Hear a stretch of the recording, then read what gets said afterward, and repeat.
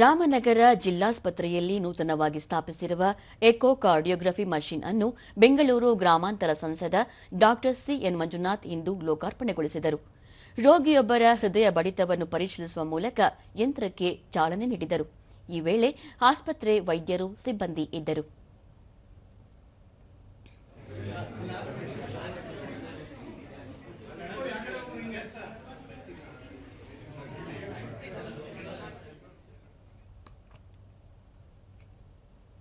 ಬಳಿಕ ಡಾ ಸಿಎನ್ ಮಂಜುನಾಥ್, ಹೃದಯ ಕಾಯಿಲೆ ಸಂಬಂಧ ಈ ಯಂತ್ರ ಬಳಸಲಾಗುತ್ತಿದ್ದು ಹೆಚ್ಚಿನ ಬೇಡಿಕೆ ಇದ್ದ ಕಾರಣ ಜಿಲ್ಲಾಸ್ಪತ್ರೆಯಲ್ಲಿ ಲೋಕಾರ್ಪಣೆಗೊಳಿಸಲಾಗಿದೆ.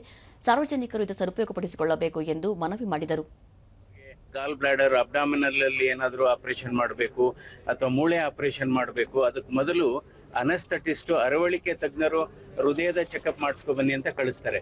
ಸೊ ಅದಕ್ಕೋಸ್ಕರ ಈ ಎಕೋ ಟೆಸ್ಟ್ ಏನಾಗ್ತಾ ಇತ್ತು, ಬೇರೆ ಕಡೆ ಕಳಿಸ್ತಾ ಇದ್ರು. ಇವತ್ತು ಈ ನಮ್ಮ ರಾಮನಗರದ ಜಿಲ್ಲಾ ಆಸ್ಪತ್ರೆನಲ್ಲೇ ಈ ಫೆಸಿಲಿಟಿ ಇರೋದ್ರಿಂದ ಬಹಳ ಅನುಕೂಲ ಆಗುತ್ತೆ.